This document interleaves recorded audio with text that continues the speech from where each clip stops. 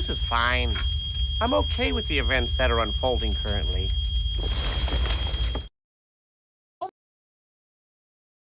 Oh my God! Okay, it's happening. Everybody stay calm. What's the procedure, everyone? What's the procedure? Stay calm! Wait. Everybody just calm down! Help!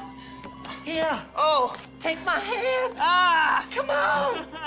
You're gonna fall unless you take my hand. No, give me your other hand. Oh, my other hand isn't strong enough. You take my little hand. No, get it away from me. Take it. Take my hand.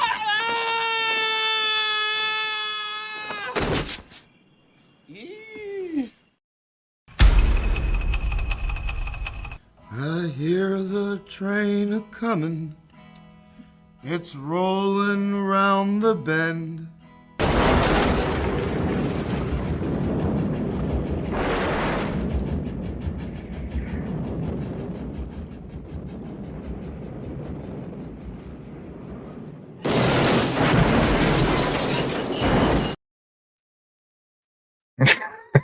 Apt, very apt today. A little comedy of errors happening before the show. Nothing was working. I had to shut down the computer, restart it. It wasn't part of the Cloud Strike attack because I'm on the superior Apple product. But I don't know, something happened, so I had to reboot the whole system. I'm sitting here freezing. It is absolutely atrocious out there on this fine Robteenth 2024. Happy Robteenth to everyone. I've been trying to get Rob to come in here and hang out like old days, but he just sent me a DM. He's like, I don't know. But I see he's there in the chat, which is glorious to see. Happy Robteenth to you, Rob. Hopefully you can come on and hang out. We'll see. I'll just be here doing what I do, coloring in some fun Rod Looper characters and hanging out with the chat. Before we do anything, can I just give the hugest, most amazing shout out to Jim Cox? Holy cow. He gifted 10 friggin' memberships. Unbelievable. That is incredibly generous, Jim. That is absolutely amazing. What a way to start a show. Thank you so much, my friend. Colonel McHugh, awesome one. Nathan Pohl, Nail Bunny, King Ben. King Ben is the person who left the first ever comment on any stream that I ever did.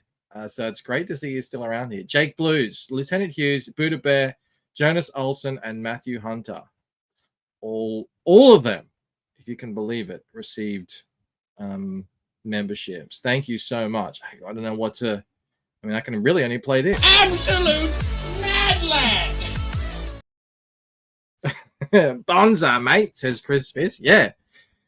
Citizen Ronan snuck over to Rumble to see what was going on. He said, there's tumbleweeds over there. There's 6 Rumblers over there. You click the Rumble Gang link if you want to go hang out on Rumble. Do it that way. Do it green. Lama Gigante slid in here, dancing the dance of the first, as he always does. He's a shoo-in for the first dancers. Wrenchy this year, that's for sure. But Jeremy Burtz, he snagged first. And that brings him up to 15, which is only 2 off Mo. Mo's been on an absolute tear of late. And, yeah, been crushing it on the firsts. But not today. We got Neff in here in the house. Jolly Green, Bretsky the Great. There's Felix Huss. We just got a Zaid raid. Welcome to all you wonderful Zaid viewers. I hope you had fun over there with Odin. Was Dean on the show? I can't remember if Dean was on. I was too busy running around and shutting everything down to set up this amazingly professional show that I'm putting on. So much went into it. As you can see, I'm wearing my hood for extra warmth. Really a lot of preparation went into this. But big shout out to Felix Huss, the Link Master. Thank you for helping out yesterday. Hail Mo Biggs. There he is. The Golden Wrench. It's never a show. It's never the same without Mo. We definitely lacked a little something yesterday. We did our best. But yeah. Happy Jack Savinka's in the house. Who we got? I think I said Bretsky. Definitely said Citizen. Definitely said Jim Cox, shouting him out as a mad lad. He's calling me late and rollerblader, always. within arm's reach, always. I haven't worn those in 6 months. I need to get out there again. Who else do we have here? Who else can I say hello to? Mo says, I was late to respond because I was in shock over Bancroft being late to a stream. Imagine his shock. Michael Deitch is here, calling me late. There he is. Rob says 1 minute is also how long Bancroft lasts in the bedroom. How would you know that, Rob? And what do you think I am? Some kind of marathon runner? Jim Cox sent a bogan chat. Finish up that Lamington and hit the broadcast button. You know I'm off the Lamingtons, Jim. I'm trying to slim down. I'm on sultanas and apples. That's it. And maybe some peanut butter and some rice crackers. It's a strict diet. You guys can name it if you want. Mo says, sorry to hear you damage your back doing all those nights carrying Bancroft on the show. Rob's absence really has left a hole in this channel. That is unmistakable. Much like when Joe had to leave as well. His presence is felt when he's here, and when he's not, it's not. So put that on a card. We have Chris Fisk here, Hyper Wizard in the house. I'll be doing somewhat kind of coloring tonight, Jake. So, relevant. There's my lovely wife, Mel. Who else do I spy in the house? We've got Jake Martin here. He says, it's good to be back. It's great to have you back, Jake. We've got Jonas in the house all the way from Sweden. Holy cow. Oh, my goodness. What do I do? I don't know if I still have that video.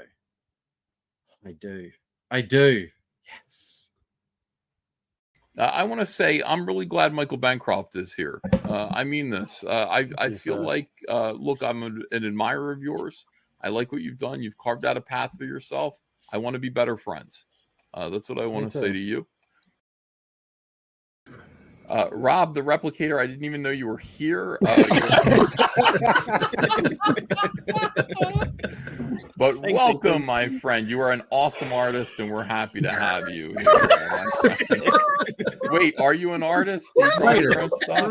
He is a good artist. Okay. Your books are great. Cheers, everyone. And thank you. Thank you. You can Good feel times. I know. Hey, what's going on? How long has it been, Rob?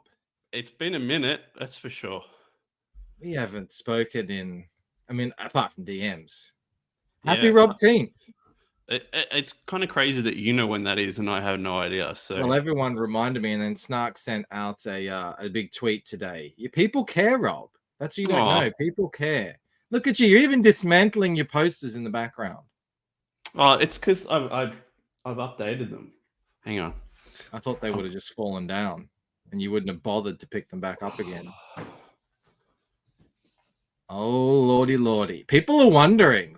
Was that through that print? Is that through that poster company that I put you on? Yeah, it's fucking sick. Look at that. It's amazing. It is absolutely amazing. You get these professional quality posters, and they're really reasonably priced. The only snag is how the hell do you ship posters anywhere? That's the only snag. I did sell one poster on Jim says one of mine fell down and hit me in the head, so I won't pick on Rob. That's hilarious. Snark has a very important question for you. Is the wheel still okay? Yeah, it's just behind my computer.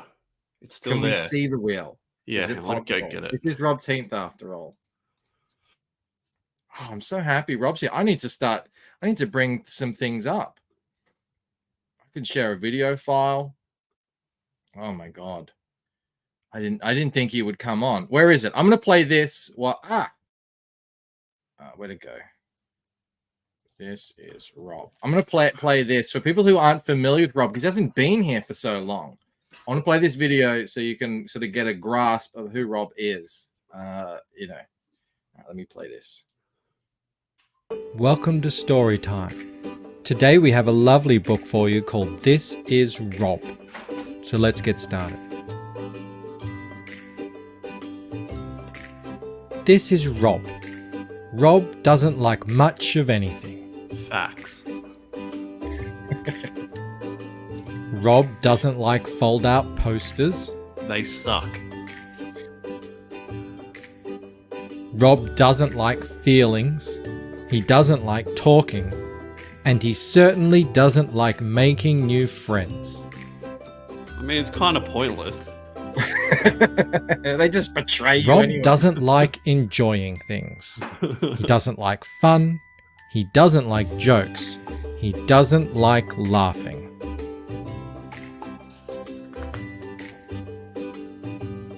That was until he got funded. Now Rob loves streaming. What happened to that, Rob? You used to love streaming. Yeah. He likes comics. He likes video games. And he really likes grumbling. Almost as much as he likes... Sniff, sniff. Ribs! Oh, shit, yeah. I had ribs the other day. I had a massive rack. Oh, they were so good. And I was thinking about you the whole time. I had Man, Texas barbecue. I watch these shorts on YouTube of people eating American barbecue, and it's just like, why don't we do this here? Why can't we have nice things like this? We do out here where I live, just not where yeah. you live. In the fucking magical land Bancroft lives in with his mansions and servants, yeah. Snarktacon, just go with the illusion, all right? Let me keep playing. He likes the smell of ribs. He likes the shape of ribs. But most of all, he likes to talk about ribs. And he isn't the only one. But Rob absolutely, definitely doesn't like to share. Sometimes I think Rob doesn't like anything except ribs.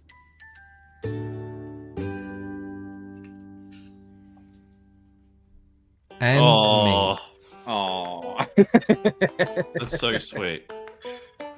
Oh. What a great video. What has been happening, Mike? Hang on, kick that from studio. Well, I got to read this from Mo. He said, Rob is injured, has an injured back, so Bancroft makes him spend the entire stream bending over and lifting things. Just trying to strengthen him back up. Oh, look at so Rob gave Bancroft his sausage. Yeah. It's more of a camel joke, I think. Hyper said, I never knew of Rob's deep depth in rib lore. Oh yeah, Rob. You know, when we used to do a show where we would just talk about whatever's going on in crowdfunding or CG or whatever, and you know, sometimes we pretty much said everything that needs to be said. So Rob would just start, you know, God, I love ribs. Sumo says you haven't missed anything, Rob. Yeah, it's pretty much, at least in this quiet corner. It's always the way.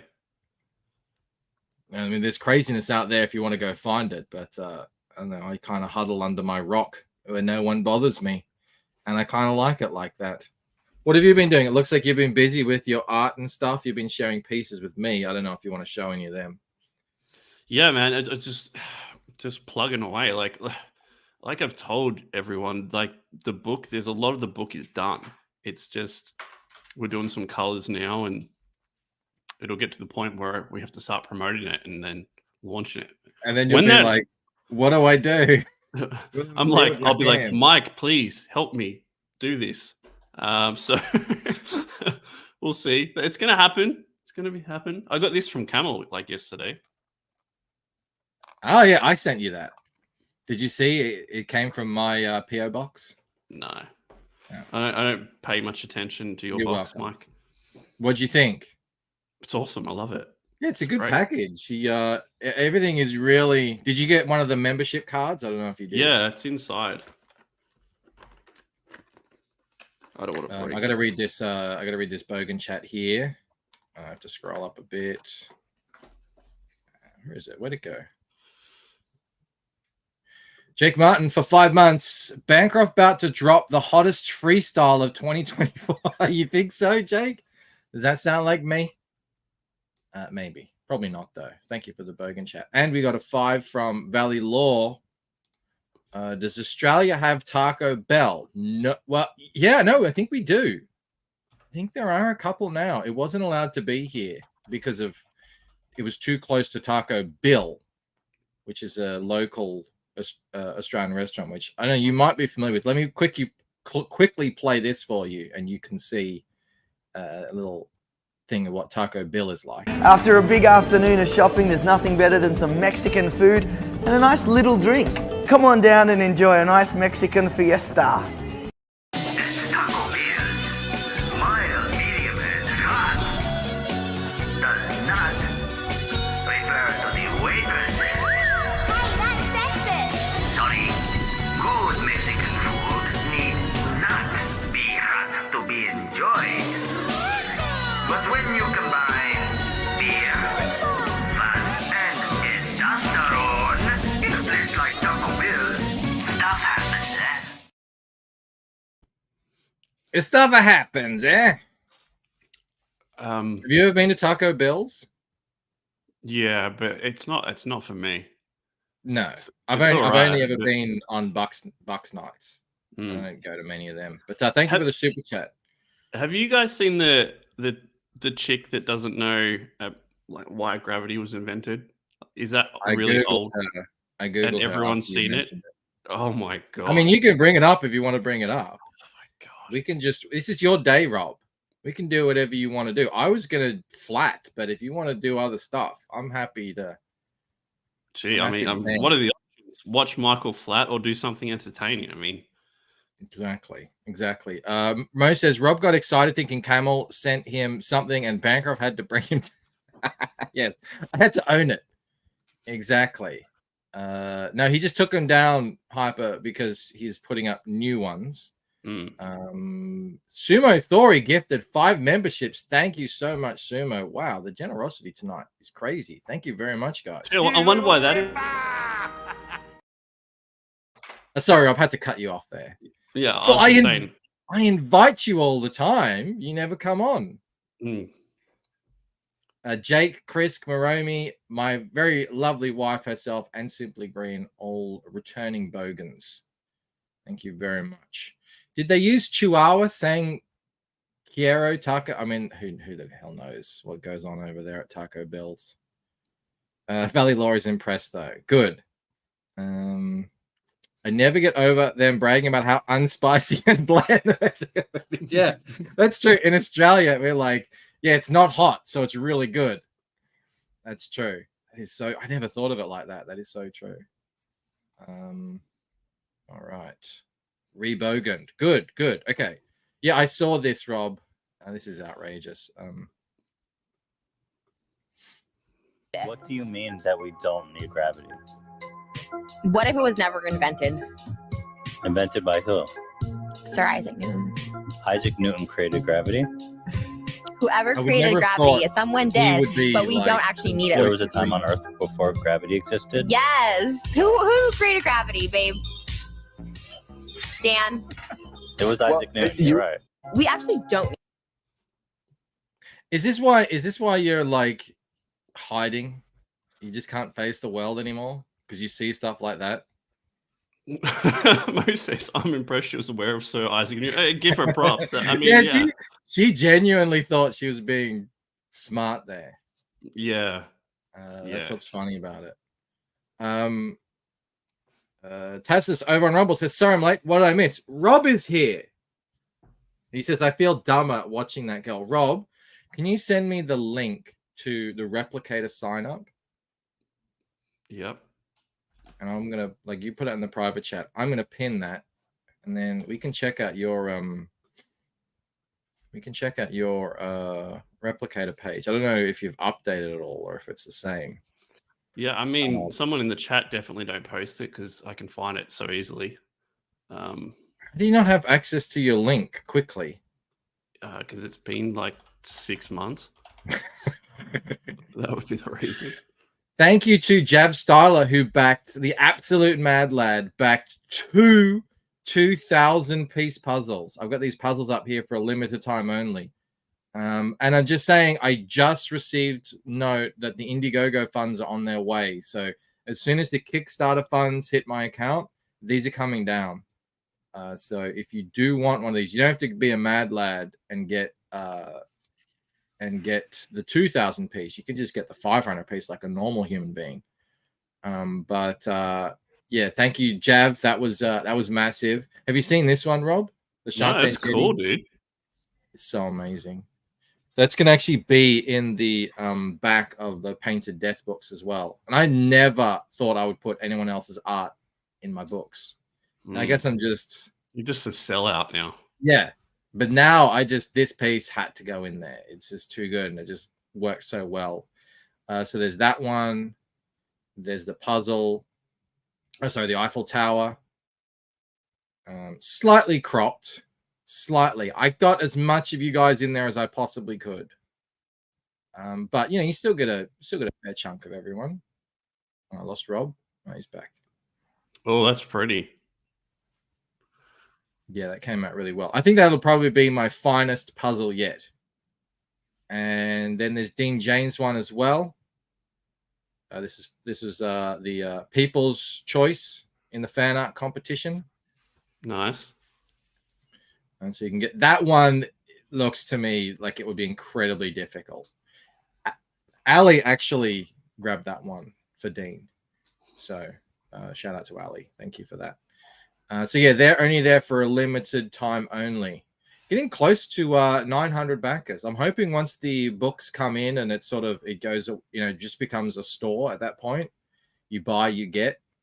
We might be able to get this up over 900. That would be cool. A Lucent puzzle. I don't have rights for a Lucent puzzle. They gave me exclusive rights just for the little card I made. So and that was very generous of them. So thank you to Bill and Don. All right, he sent it to me. There we go. It's going. Oh God, it's still there. Hearts and Spines. Is it still called Hearts and Spines? Yeah, unless I come up with something better. That's what we're going with. Jim asked, "Did I get cut off in the puzzle?" I'm sorry, I don't remember, Jim. I don't remember who was exactly where. But I'll have to. I would still want to make a supercut and go back and find out who everyone is. Flipper Jimmy merch now. Do you know Flipper Jimmy? Were you there when we were doing Flipper Jimmy? Oh, you missed so much, Rob. You know the you guy. said I hadn't missed anything, and now you're saying I've missed everything. You know the guy in my book with the tats and the ear things and the piercings, and he's like, oh, that guy James. Yeah, douche lord. Yeah. James. I drew him. And he had his hand in the chick's hair, Amita, and his fingers are kind of hidden, and it looked like he had a flipper like this. He didn't have a full hand, so everyone started calling him Flipper Jimmy. But I never capitalized on it. It's probably as much as I should. Do you know who Sprint Chicken is? No. Oh my God, Rob! How far back do we have to go? I mean, probably till the time that I'm not here. I'd say, I did a card for the campaign of the snail. Did you see that? No. Yeah. I drew it live on the thing, and then, people were able to get it. Did anyone buy it? Yeah, someone did. I can't remember who got that. So, where's my cut? I feel like Mo got one of these. I have to go and check. Hang on, let me look at my thing. Who did Mo get? Winners. I think it was part of a giveaway. I can't remember. Isn't Flipper Jimmy from Better Call Saul? Isn't that who he is? No, that's Slippin' Jimmy. Ah, Slippin' Jimmy. No, right. Keen Scene got the Sprint Chicken. Simply Green got Flipper Jimmy. Mo got the Lucent card. Oh, they're all coming back to me. This is the Melbourne Cup. Oh, it's all coming back to me. Yeah, he was on a skateboard and everything. All right, I gotta find these. Let me go look. Painted Death. They're being cards somewhere. Not trading cards. What are those things called? Sketch cards. There we go. All right, I'll find them.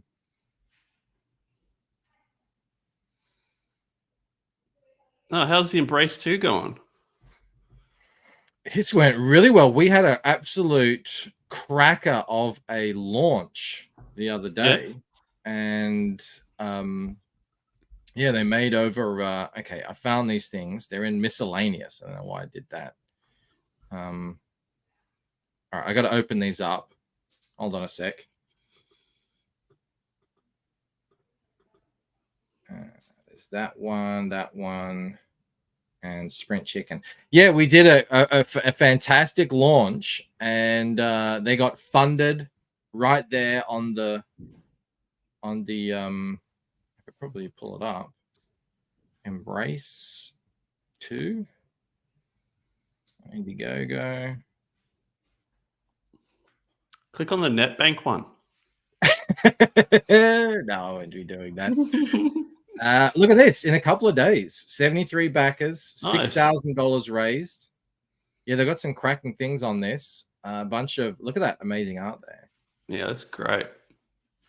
And Dean's getting nuts. There's so many cool little Easter eggs in the art too. Look, there's D-Wag, and I can't remember who these guys are. There's like Admiral Wackass, maybe. The people in the chat will have to look. There's Mose. Oh, that's awesome. And there's Arrogant Ape, and there's General Piggy, and yeah, it's just full of little Easter eggs and stuff. But yeah, the art is amazing. And then so that's Dean's cover, which is all traditionally done. Mm-hmm.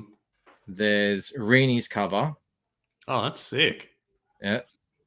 There's this guy Ida Messias and Avery Ferdinand did they're like pros from the mainstream, I think. Mm-hmm. And then there's my cover with all the hands. If you remember that one, I'm sure you do. Yeah. And Shelby did a cover. People can get Shelby to do work for them. Can you believe it? No. People can get Shelby to do covers for them. Anything else, they can't. That's true. But that's going to be glow in the dark. That's sick. Oh. And I like how everyone does these arms differently. Like Shelby did them as these huge tree trunk things that shoot out of his body. Another guy did them. It was somewhere here on the campaign. Another guy did them as a, yeah, there it is. Like these kind of like spectral things. Yeah, that's cool. Really rad. I like that. Yeah, that's probably like my favorite way that they've been drawn. So are you still doing like 90% of the promotion in CG? Is that how it's going? Or no, well, no. I think they still do. What's that show called? You know, the one on Shane and Mandy's. The Pimp My Comic. I remember. No, what's the hell bloody name of that show? Pimp My Anyway, Comic. the one they do. I mean, they get a lot more viewers than I do. I'm mostly just doing at the moment. I'm mostly just doing launch streams. Not ballers. Pimp My Comic. Pimp My Comic. Did you say that? Said it like 3 fucking times. Oh. Like, Jesus Christ. I've got the hoodie on. It's hard to hear. No, there's like people will do it like a lot of smaller shows are still doing it actually. Good. But you know, like there's limited audience now. It's just not as like the whole network thing just isn't like what it used to be. Like everyone's angry at me now. I couldn't hear him. I couldn't hear him because I was talking. Oh. All right. Oh yeah, I wanted to show you this. You missed out. Where are they? So this is Sprint Chicken. Right. God, even I can't remember where this came from. Where is Sprint Chicken from? Even I forget that. I'm ruining the chemistry because Rob's supposed to be the dumb one. God, I wish I could tell you the lore, but I've freaking forgotten it.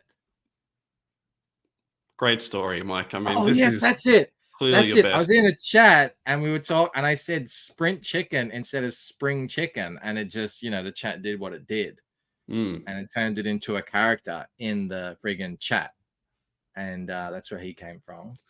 Then I did Nugget in the sombrero,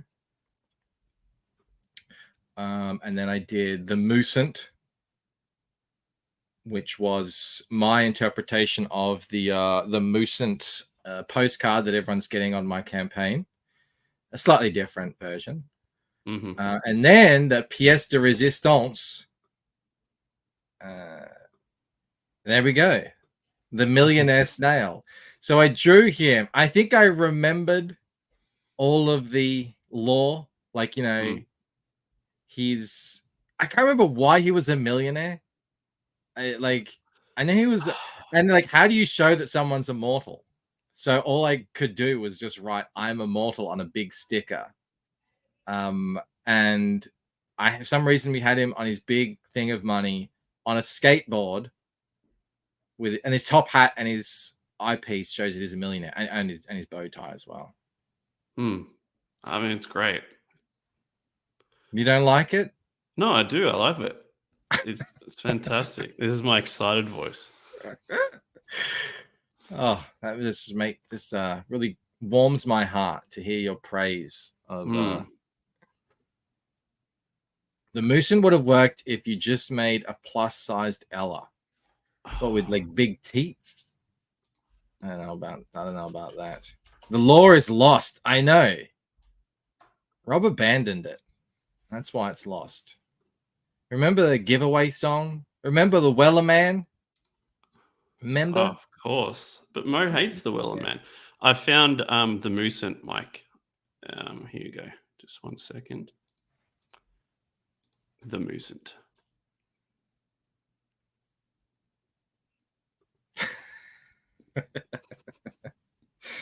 Now that's very old lore. Yeah. People might not remember that we were talking one day about who might play Ella in a movie adaptation, and you suggested Melissa McCarthy. Yeah, She's not even a redhead, is she? She tries. I don't know what she is. Bancroft is all over the place, says Mo. Earlier he was salivating over a massive rack, and now he's back to his old self. Big teats? I don't think so. I think it was along the lines, Mike, that the Lucent gets made into a movie and Melissa McCarthy's cast as Ella, but you get paid $1 billion. Would you do it? What did I say? Did I sell out? I think you would have sold out for $1 billion. $1 billion is a lot of money. It is. I don't know if I could. I don't think Mel would stay with me if I turned down $1 billion. She was in Gilmore Girls? Who was? Melissa McCarthy? Gilmore Girls was in her.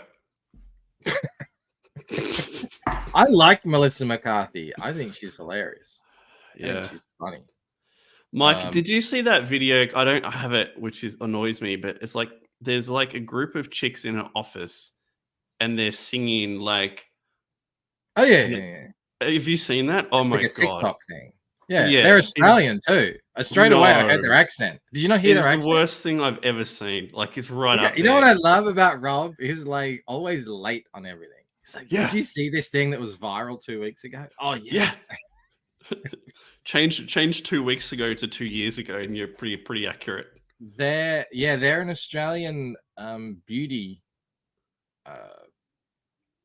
brand, and everyone was laughing at them saying, "Oh, that's so cringe," but it went mega viral and it did everything they wanted it to do. So I guess the joke's on us. Can someone That's find the one that? I mean, everyone can find it. That's the one who says itty bitty titties and a bob. They even did a They even did a response to all the people hating on them.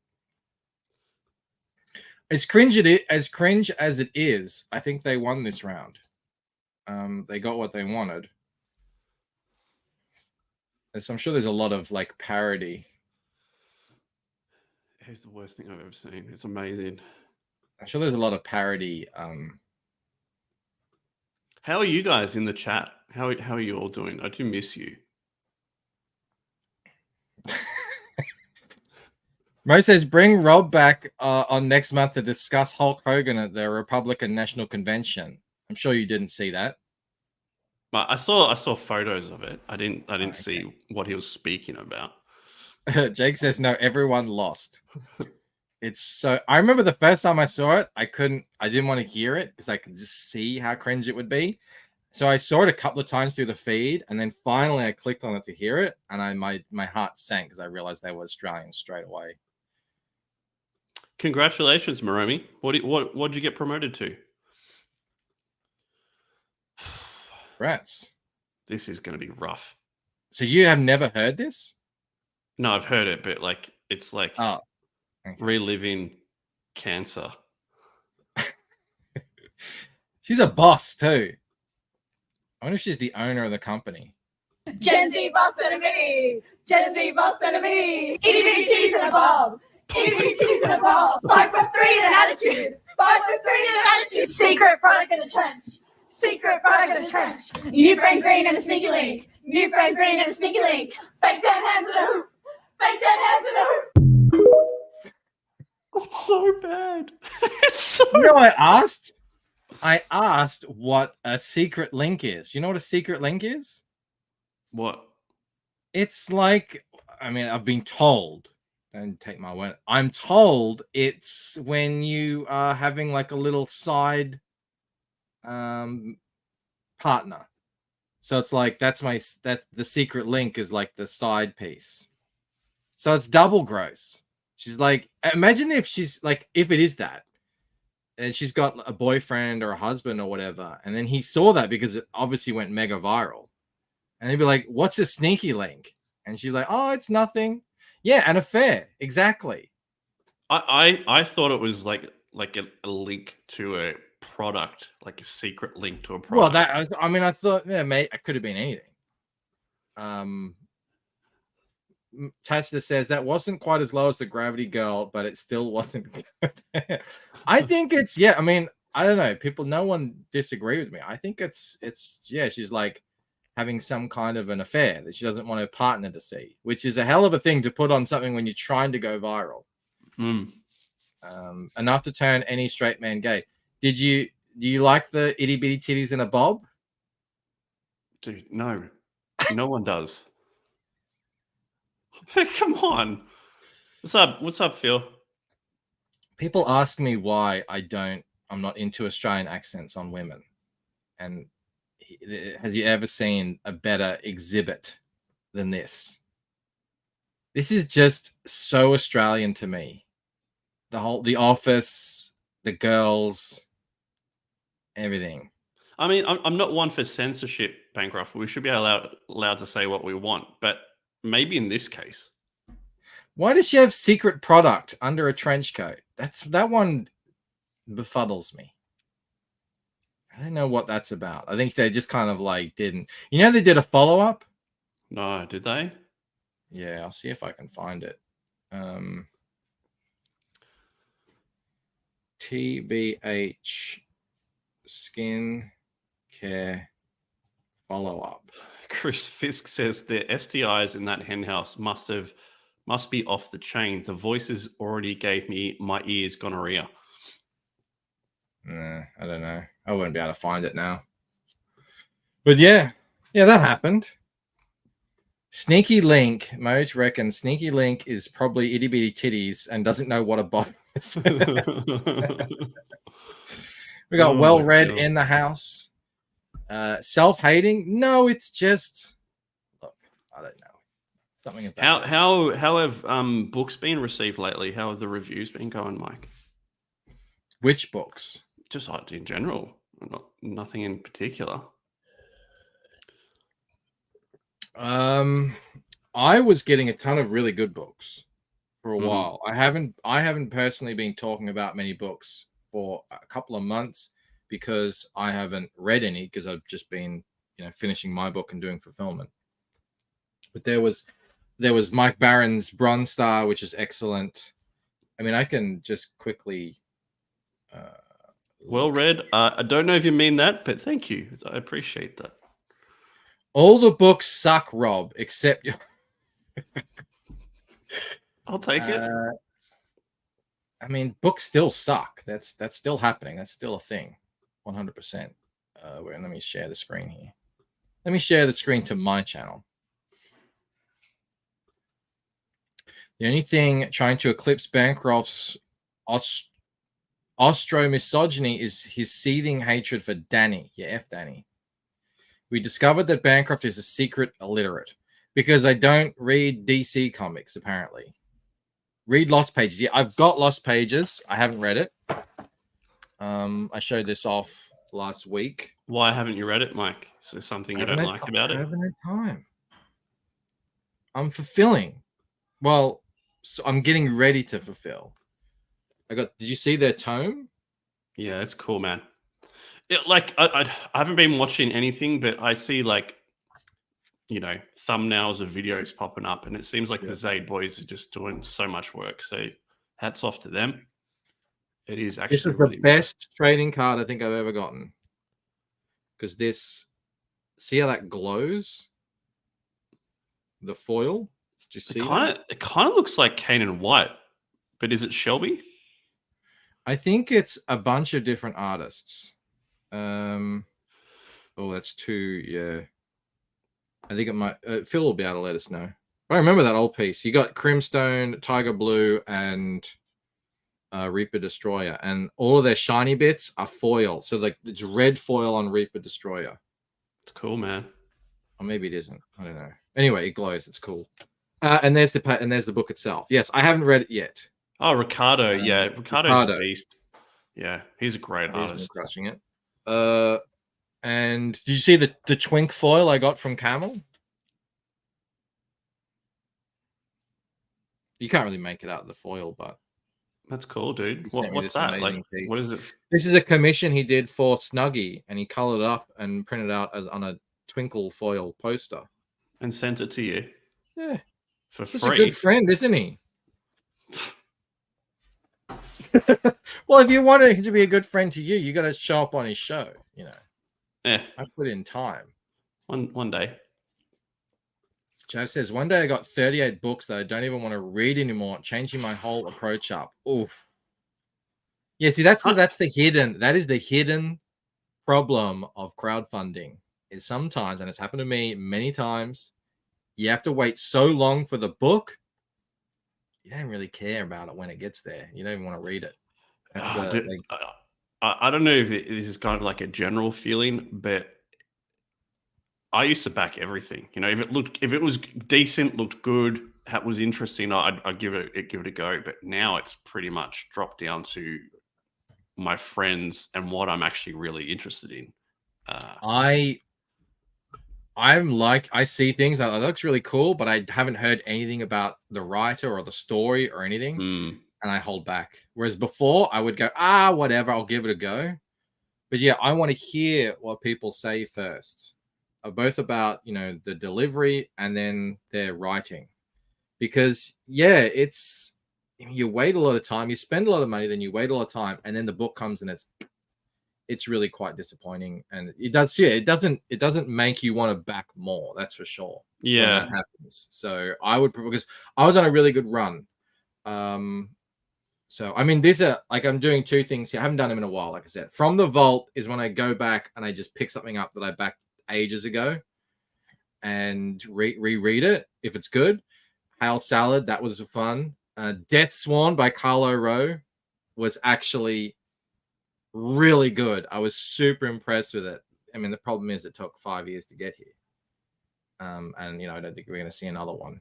Yeah, Jim says there's a couple of people saying the same thing. Who was the first one? Sis and Roman said, I'm the same, Rob. Jim says, I'm done with most exceptional books will make their presence known to me. I feel like, without speaking for everyone, I haven't been here and I don't know what's going on. I feel like that's probably a sentiment that has definitely grown among people.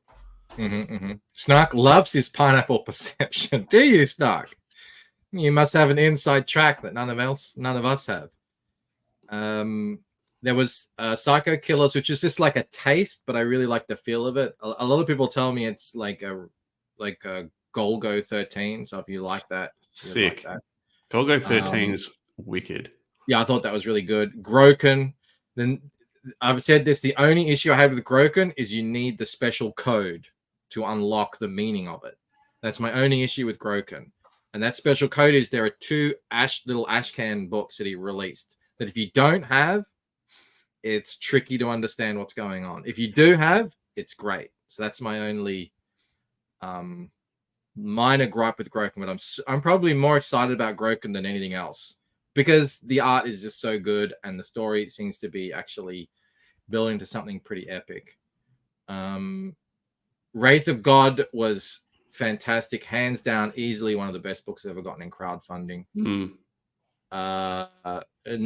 Nosfero by Shant was just mind-blowing in the sense that I couldn't believe he did it. Like he actually painted this stuff. You know, the story itself, I was talking to Camel about this yesterday. The story itself is very I really don't know how to describe it. I didn't want to describe it at the time because I know people still are waiting for it, so I'm not going to give any spoilers away. But it's like, you know, it's all really old language, and you can tell if you know Shant, you watch his shows, you know his influence and everything. It's very it's like throwbacks to Hammer horror and all that sort of stuff. So you're into that, you'll dig it. Fiendish, double thumbs up on that. I really liked Fiendish. I think that's gonna go the distance. And art is just getting better and better. This one here, Bronze Star by Mike Barron, and the second one is coming out. That was incredible. Yeah, that was, I think, my first Mike Barron book I ever read, and I was like, yeah. I mean, that's what the whole hype is about. The dude is a serious writer. Well, how did it go with like the Western themes though? Like, I'm not a huge Western guy. Well, it's weird Western. Oh, so okay. It's not just it's not like Unforgiven. There's supernatural elements to it. So, yeah, and that's sort of how I like it as well. Like, put in some horror or some sci-fi or something, and it'll go well. I do love horror in like horror themes in Western books. Yeah, that's what it is. There's werewolves. Yeah, okay, that's interesting. And kind of like supernatural. You know, there's like, I think there might be a ghost or something. I'm coming on board for Infinital Chronicles. Sorry, I find that one hard to. Absolutely, like I said, like I wait and see now, and I've heard really great things, Chris. And your presentation has always been the gold star. David L says, I thought Rob died. I did. They resurrected me. For not being a Western guy, Mo says, Rob does a fantastic Southern accent. Do you want to give anyone there you go. I see it. That's all you do. You do Foghorn Leghorn. Adam Lawson in the house. He says he loves horror Western. There's actually a lot of that coming out at the moment. Have you seen Bone Tomahawk, Mike? That's a great movie. Yes. Yeah, it's a good movie. Oh, I'm surprised. This one was this is a guy, Nick Patara, that I met in Tampa, who put out a book called Axe Wielder John. And I missed out on it while it was crowdfunding, but I said, hey, if I do a review of this, can you send me a copy? And he did, and I loved it. It was so weird. It's just like completely unlike anything else. It's all these kind of pastel colors, and it's about this big, freaky, huge dude who collects skulls, and there's all these crazy monsters around. Yeah, it's good stuff. So Noalum, Terror in the Trenches, Battlebrick Red. So I tried to start, talking about the books that I'm liking a lot. But that requires me to actually sit down and read them and think about them. Axe Wielder is insane. Best book of 2023. Which one's that? That's this one, Axe Wielder John. Here. Oh, okay. Yeah, and Nick is a great guy. He did an interview on Ink Pulp podcast. He's super passionate and inspiring, and such a funny guy too. I mean, I only hung out with him one night, but he had me in stitches. He's a super funny guy and a great artist. Can't wait for the follow-up to Battlebrick Road. Yeah, I don't know if you've been keeping up with Eric. The art on Battlebrick Road 2 is just insane. It's I mean, he leaps and bounds. The improvement from like when he first started drawing to now is incredible. Talk about work. Jake Martin just gifted 5 memberships. Thank you so much. That is incredible. Huge generosity tonight for the return of Rob Arnold. Well, the appearance of Rob Arnold. What's my cut, Bancroft, from all this? Well, you get to hang out with me. Oh, Jesus. You get to be consolation inspired prize? to restart a show on your channel, of which I would be fuck honored that. to come on and take part in. Well, cheers, biggies. Thank you so much, Jake. We got Dojo, McShort, Alex, Bullrush, and Frederick Guimont. Are all Bogans, new Bogans, or returning Bogans. I don't know, like, if this is fair, Mike, to say, but I think you can. There's obviously, like, there's great books, right, that are separate from the rest of the books, whatever else is coming out. Then there's, like, books that maybe they don't hit that great book mark, but the people involved really actually tried. Like, they actually put work in. They really cared about their product. Then there's, like, the rest. Well, there's people who you can't and I try not to talk negatively about anyone's book, because God knows I know what it's like out there. But yeah, it is clear you can see people who were kind of phoning it in, which is sad to see, for whatever reason. And sometimes maybe they're not even phoning it in. They just don't know. They don't know any better. They don't know that this doesn't look good, or this is, not good writing. And it always amazes me that people think, oh, I'm an artist, or I read comic books, I can just write a comic with no prior understanding of creative storytelling, or how to write a comic, or comic storytelling, or anything like that at all. No like previous effort in that regard. And yeah, it's like, and it shows. And I think you see that by who's talking about which books. Like, what books are people actually talking about? Are they talking about the person? Are they talking about the art? Or are they talking about the story?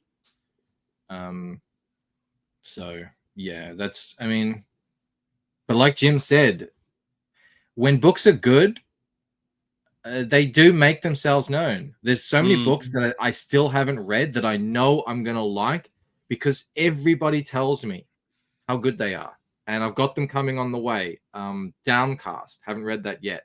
Everyone tells me how good Downcast is. Perfect 10. I think I'm finally going to bite the bullet. Poor Dave Brink. I just, for whatever reason, I never backed it. And it's for no reason. I don't know.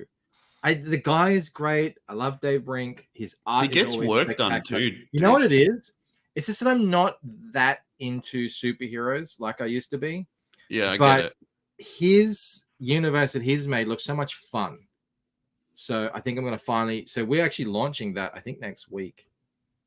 What's up, Snuggie? Yeah. Everyone tells me how good Perfect 10 is. Snuggie says Downcast is great. Citizen Ronan says Amanda loves Perfect 10. Yeah, people keep saying this to me over and over again. So yeah, I'm gonna, like, that sort of stuff. It happens. You listen, and then there's certain creators that will put out good stuff. Adam Lawson. Yeah, like, you can back an Adam Lawson book, and even if it's not going to be your favorite book, you're going to get a good book. Yeah. And I backed the Kill Journal. That was a struggle for me. I don't like that sort of stuff normally. The Kill Journal, where the guy tries to put his son's head back together. Oh, feelings, Bancroft. It was so full on. I felt bad for a week, but I can tell this is a really, amazingly written book with a fantastic art. It's just not my genre, but if you're into that kind of genre that makes you like, if you like movies like Saw or slashes and stuff, you would love it. What I find strange, like, people that they give us crap for not reading enough comic books, which is valid, But then, like, you've got these people that are in the same situation as us, creating comics, that have read every single comic book that's ever been made from DC and Marvel. Mm. And their ability to tell a story isn't great. Well, just because you read a story doesn't mean you know how to write one. Yeah, I mean, that's a whole different skill. You know, I said this 100 times. I started writing what was then called The Woken, which still makes me laugh. I wrote that thing for years, and all of it was garbage. None of it was readable. All of it was straight in the bin. And if I think, imagine I just put that into a comic and sold it, that unreadable trash. Yeah, that would have been an absolute disaster. So I'm glad I didn't do that. You know, I spent probably 10 years learning how to write and like honing the story down. And on top of that, the editor. I got the editor, and he was like, Joe was like slashing. So you would have loved it. I had pages with so much text on it. Not that I was going to make them like that, but I was like, Joe, help me. I don't know what to do here. Yeah. And he was in there with a friggin' whippersnipper, just like, just taking it all out. So that was good. RJ William, thank you so much, my friend. A new super bogan in the fold. Thank you very much. I'm going to give you this. You little ripper! So, like, any really super controversial things that anyone's done to their books recently, Bancroft? Angered people? What out on there? What do you mean done to their books? I don't know, you know. The book was one thing, now it's not one thing. Oh, yes. Yeah. Rob, in case anyone doesn't know, Rob loves to get me on the stage and make me tap dance. I do. No, I talked about Hilarious. this. So, yeah, no, that was Jimmy Reyes. And I think he realized very quickly that he effed up big time. So I hope it all gets sorted out. I don't know how that's going to happen, even with a second campaign, but who knows? I don't know. Drama farmer. Yeah, don't do that. It's Rob. He loves to watch me tap dance. He knows I don't like speaking negatively about other people when they're not here, even if they are here. But yeah, no, Jimmy effed up. I think everyone sees that, and you know, learn a lesson, I suppose. Hopefully, you can come out of it. He's a damn fine inker. Look, it took me 6 months to 8 months to learn how to color comics, and I said to him, I DM'd him, I said, look, who's that? What's the guy? Kurt Colors Comics. Just watch every video on that guy's channel, and you will know the techniques you need.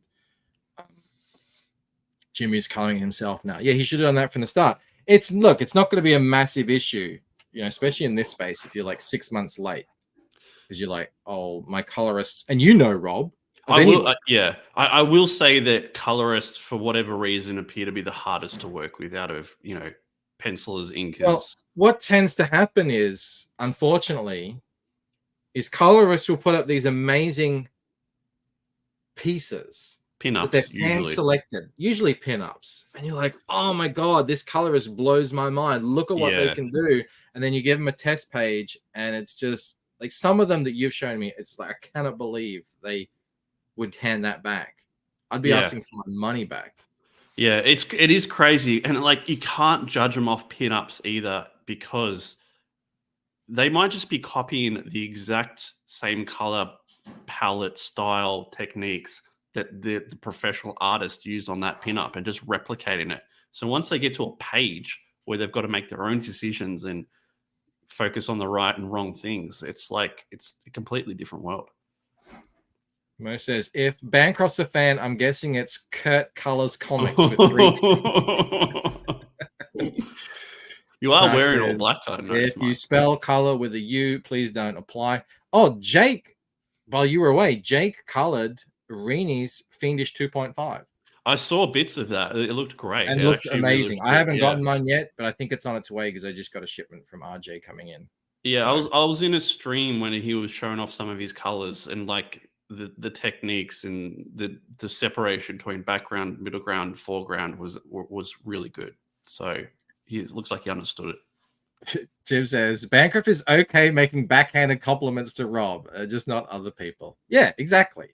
And now this is the $1 million question: do you have to back it again to get the color book? Now that is the controversy, because he already printed all of them in black and white, so that's a whole amount of money sunk on product that people didn't buy. So what's the second campaign gonna do? I presume it's gonna have to raise enough funds to print all the colored books for everyone in the first campaign, and then also whatever's coming with the new campaign. I think Ethan's doing a cover. I don't know. I don't quite get it, but I mean, I hope you can work it out. And you know, it's a really good lesson in just, if you have an issue, let your backers know before anyone else and talk to them. And I've done that in plenty of times where I'm like on the fence. Do I do this? Is this bad? Is this a good idea? And I'll tell you guys in the chat, and you guys say straight away, or you put up a Twitter poll and say, what do you think? And then you get the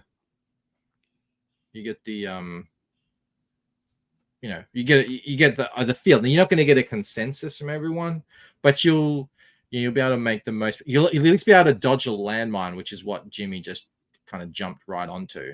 The new campaign is meant to pay for the printing of the color books, and that's what I think is going to piss off a lot of people.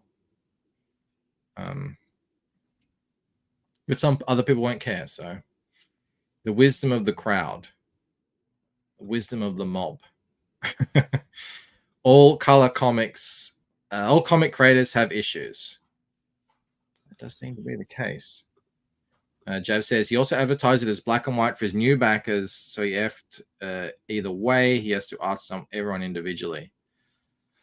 Yeah, do you remember when Murph sold out his figures that he was making? Man. Created things, and there was like you could buy one of 5, but they sold so quickly. He was like, "Oh, I think there's market out there for more." So rather than just putting up another 10, he asked all of the backers, "Do you mind if I put up more?" And they all said, "That's fine. Just make them slightly different." So like he gave them like a slightly different colored painting on something. I was like, "Yeah, there you go. All's well that ends well." Bancroft doesn't listen to backer advice. I've been saying not safe for work Ella for months, and he just ignores my wisdom. Well, I also have to gatekeep Ella's what do you call it? Dignity. That's a bit hard to do when her grandfather's sneaking into her room late at night, sniffing her panties, Mike. Did you see my piece? Did you see the piece in the Visions? No. Where she's in a corset? No, I didn't see that. She does have the smallest boobs out of anyone in that book, that's for sure. You should just do like a 24-hour not safe for work Ella edition. Just 24 hours, never be repeated again. Make it happen. Is this the piece? Where's the piece? He's just ignoring me. Yeah, that's I fine. can't hear you. It's what do you mean? Like have her naked? Well, at least get some boobs out there for 24 hours. Give the people what they want. Why do you want to see her boobs so much? Because you don't want us to. That's exactly the reason. Is this the piece here? It's opening up. It's a big. Exactly, Rob says Snuggy. Justice for Perth. How am I ignoring? He made Perth? a joke that neither of us got, Mike. I don't know what it was. Oh. What was his joke? Oh. I get it. Get it? All comic creators have issues. Like issues. Huh. Issue 1, issue 2, issue 3. I get jokes. Not safe for work. Ella would sell on Kickstarter. Have you seen the top comics there? It's all boobs and rainbows. Yeah, I know. Yeah, itty bitty titty, but not a bob. Oh my gosh. Where is it? Where is it? Your piece was actually the first piece in Visions. It was the first on the first page. Which one? Replicator. Did you not know that? Where have you been, Rob? No, I don't know that. So yeah, there's half boob. Is that not enough? You get to see half the boob and the shape of the under boob. You're just giving us a taste, Mike. We want the full dessert. We want to eat the whole thing. You know, Camel is responsible for this right here. What, adding an ass? Yeah. Yeah, because originally I just drawn it like Oh straight. my God. And then he was like, she has no ass. And I'm like, what do you mean? It's right there. And it's like, no, you need to give her something that goes out. So that you can all thank Camel for that. He did that. I like the fist better. I was like, oh, that's a good fist. I nailed that. I like the boots. I like where the fist is coming from. I mean, that does sort of hang out there. Raises some questions. Awkward place. That's true. But no, I was really happy with this face and the hair. I remember that. I was like, yeah, that looks like how she looks like in my head. Why are her eyes different colors, Mike? They always have been. I just never pointed Really? it out. Yeah, remember when she was a kid and she had her eye was all messed up in the first I've scene. lost interest already. The nipple should be visible. Oh my God. Yeah. There is a shot of Ella's butt in Painted Death where I have received some criticism in the past. But I'm not. Look, Ella is not one of these plastic girls with huge fake titties and a massive Brazilian butt lift. Yeah, so that's why you need to show her off to represent, the community. I am. She has a very pretty face. Not naturally, Chris. It's from an incident when her grandfather was a flicked her in child. the eye. And it with will these play little into the peonies. story and everything. I'm just not like it's just not a focus on her. It was mentioned in the interviews, but obviously not everyone read them. Read it, Bancroft says, Mo. What am I reading? It's like Taco Bell's. Not too hot, not too spicy.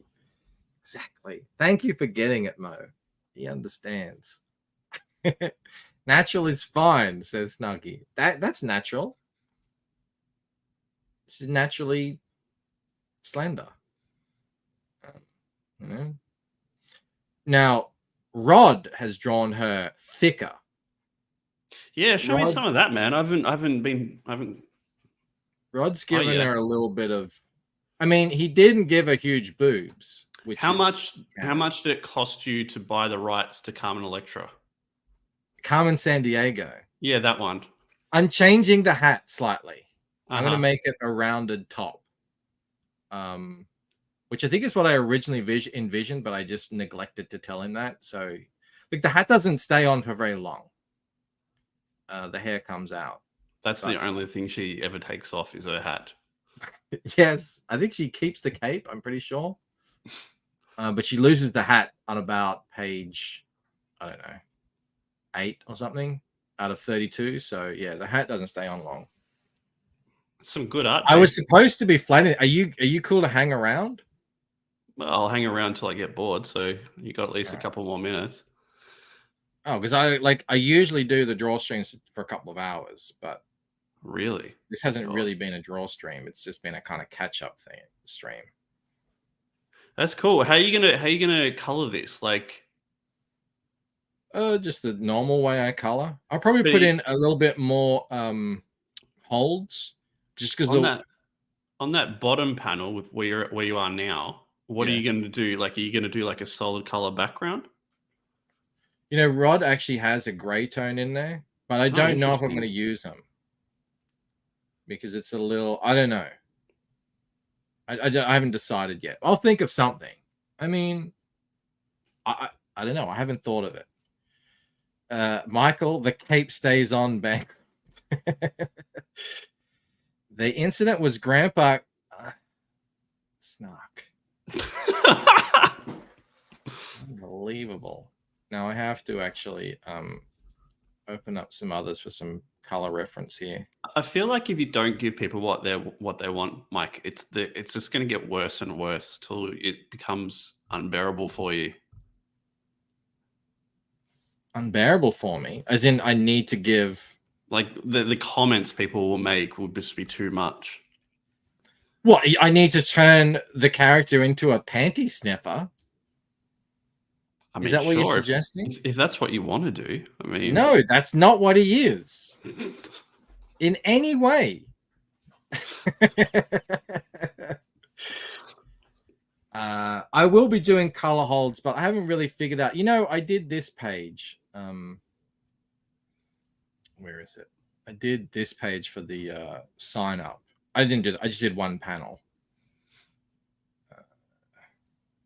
Hold on. Just gotta bring it back here. So it's probably look maybe something like this, maybe. In terms of how it's lit. So yeah, I want to keep it so that it looks like it's part of Lucent still, even though obviously it's Rod on the art. That's kind of part of the reason why I'm coloring it myself. Is that finished? No. I was gonna say it's like it's missing some magic, Mike. Yeah, I just wanted to get something up that looks half decent that I can put up on a sign up page. Yeah, that's good. Hey Jasper, what's up, man? You missed everything, Jasper. We've been catching up. Rob's been trying to get me to denounce everyone that I have ever known. The meta story is about Ella overcoming the trauma of Grandpa's panty sniffing penchant, and she has to make a fantasy world to cope with it. Well, take out the Grandpa sniffing penchant, right? That is the story. But no, it's not because of any panty sniffing grandpa. He's actually a positive. She makes her own influence. fantasy world to cope with it. Why doesn't she have bigger boobs? I guess because it's like you in the Matrix, you sort of self-reflect. You can be in cool clothes, but you don't necessarily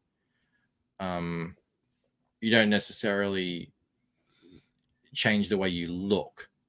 Right, okay. That's pretty much how it is. But she dresses in this kind of funky outfit because she sort of imagines herself as this super cool, kind of Carmen Sand, or like who was another person I was sort of trying to base it on? I can't remember. I've got it written in the script somewhere, but Carmen Electra playing Carmen Sandiego. Yeah, exactly. That's who she's trying. That's who she's trying to be. Mo says Ella is loosely based on Ashley Biden. That is awful. That is absolutely awful there, Mo. No, it's got nothing to do with any naughty grandpa. It's got to do with the trauma of her losing her parents on that one fateful night and being taken away from everything she knew and raised in East London. By an old man that she would come to call her grandpa, even though she knows he's not really her actual grandpa. That's why she calls him panty Arthur. Sniffer. Not a panty sniffer, a very honorable man who looks out for her, looks after her. But there's more than meets the eye with him, and that's actually something that is a big part of Pain to Death. You're all going to find out. Not everything is quite as it appears. He might appear to you degenerates like a panty sniffer, but he's clearly not. The chat's going off. Michael says the panty sniffing arc really caught me by surprise. Snarticon says Grandpa had the parents killed just to get to her panties. Now that is evil because she was only like 5 years old at that point. So that's just wrong. Snuggy says Carmen Sandiego meets Showgirls. Jay Ryan says I find it hard to believe that guy has never sniffed a single panty. He never would. That's not in his character. It's not who he is as a human being. Naughty Grandpa is now an official character in the Red Dress Chronicles. Perth says Groompa. Groompa? Very clever. So has there been any really shocking news out of America in the last month, Mike? Or have it, been pretty quiet? Well, last couple of days, really. I don't know if you heard, Rob, but the ex-president, soon to be next president, was shot. They attempted an assassination on him, and they would have killed him, but not for a very slight turn of the head. Yeah, have you seen that video? That's fucking bananas, man. It's crazy. You can't have that happen to you and not change your life forever. It is so close. It's nuts.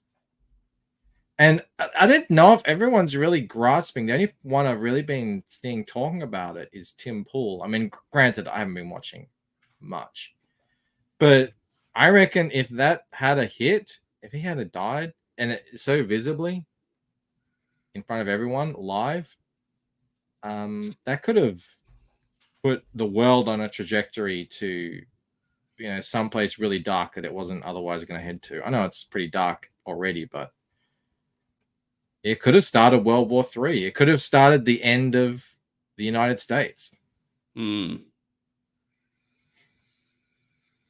So, yeah, amazing. Amazing that it didn't hit. It's just, it feels like when people say that, feels like, God had a hand in that.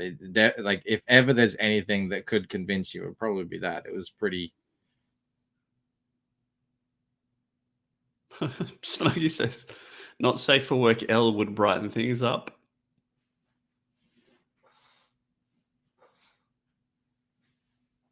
Is Mike frozen, or is that his staring face? Am I back? Yeah, you're back. It says connection is unstable. I'm not on Wi-Fi. It's just, it's coming back. It's coming back. So, I mean, I don't know if the chat's sick of talking about this, but what are we thinking? Is it just ineptitude by the Secret Service? Is it a conspiracy? What is it? How? I can't imagine it's just some weird guy managed to slip through everything and because he wanted. I just can't see it. It's, to me, the whole thing stinks. Absolutely. Like, I'm not saying that they weren't inept as well, but maybe that just sort of changed the plan. I don't know. But Mo says that bullet was a panty's breath away from killing our boy. Yeah.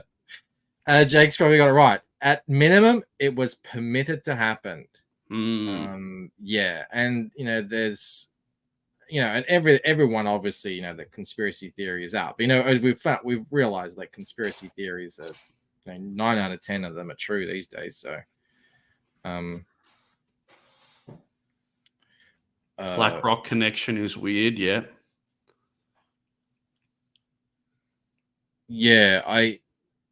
It seems a little too obvious, though, the Black Rock connection, don't you think? Like, if it was them, would there really be any connection that they could find at all?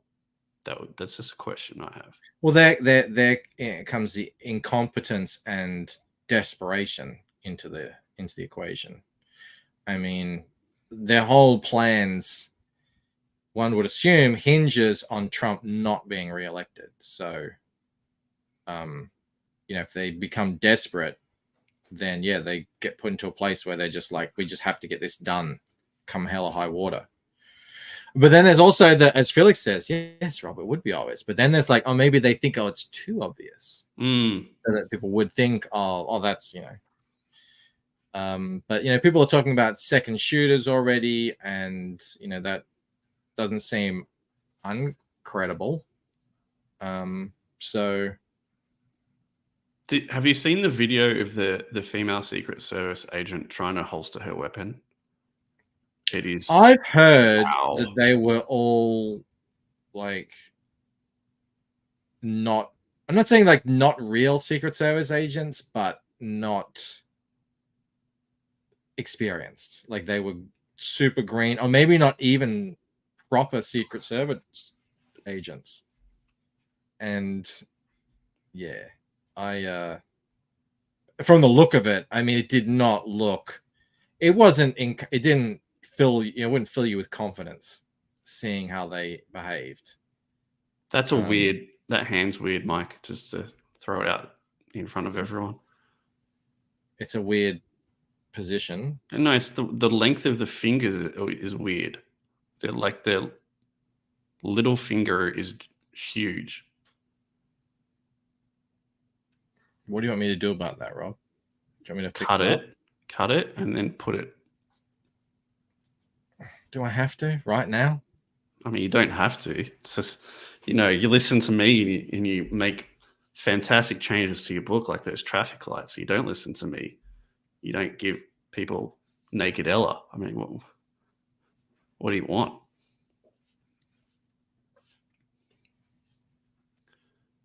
That is true. You did have a cover on Waking Dream. That's right. Is that better for you? It's much better. It still looks weird though. And that top finger is too long too. But that's fine. We're talking about, it's going to be that big. So you're saying, Mike, that an extra inch or two doesn't really make a difference? Is that what you're saying? Well, it's about how you use it, I'm told. All right. Yeah, okay. Panty sniffing panels don't need fingers, points out Snark.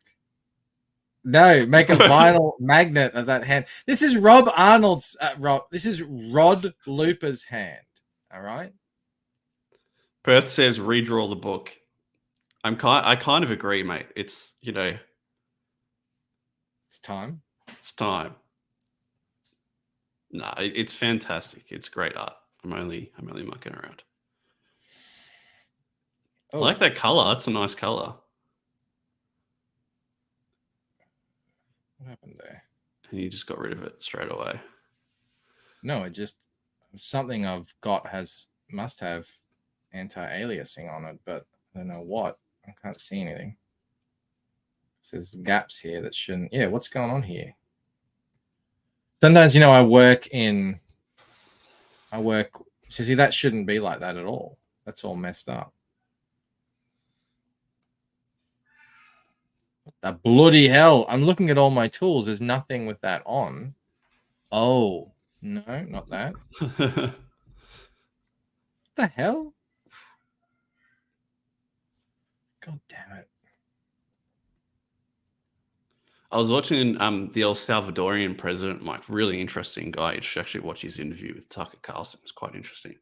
And he was saying that if you want to stop someone being president, you can't take shots at them and miss. Like, you either have to take them out, make it so they physically can't run, because if you take shots at them, it only makes them stronger. It's very interesting. So, well, that's exactly what happened. Yeah. He's surging, and everyone is. That's why they're scrambling, and more than half the Democratic Party want to get rid of Joe Biden now, and he doesn't want to leave. So, we definitely live in interesting times. I tell you what. American politics. I don't wish anyone to get shot at, and it's tragic because a man actually lost his life in this incident. I mean, American politics is so much more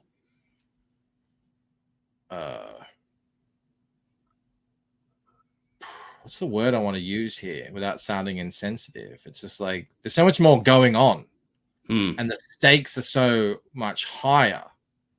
Australian politics, I don't even know what's going on half the time. I don't even care. It just feels like, whatever. You know what I like, and I don't know what people in the chat think. I thought Bernie Sanders seemed okay from what little I knew about him, and everyone's like, no, he's a communist. I'm like, okay, cool, that's fine. But Robert Kennedy Jr., is that who it is? He seems pretty cool. The guy with the voice?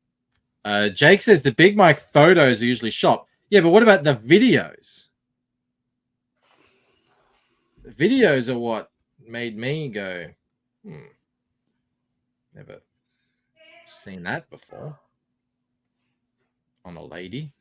But, well, being tricked before. Is Ellen still around? I can't stand her. She's the worst. I have no idea.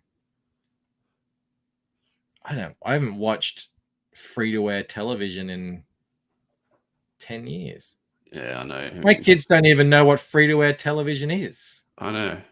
They think the TV is just something you put on and you watch YouTube videos or a show you like. I It's know. there. It's You nuts. can just watch any episode you want at any time.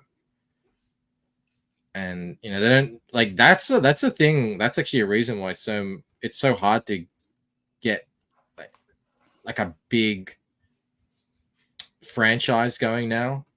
Like Teenage Mutant Ninja Turtles probably couldn't happen again, at least not in the same way it happened before, because we were all sat in front of the TV and that's what was on. So that's what we watched and that's what we loved. But now it's like every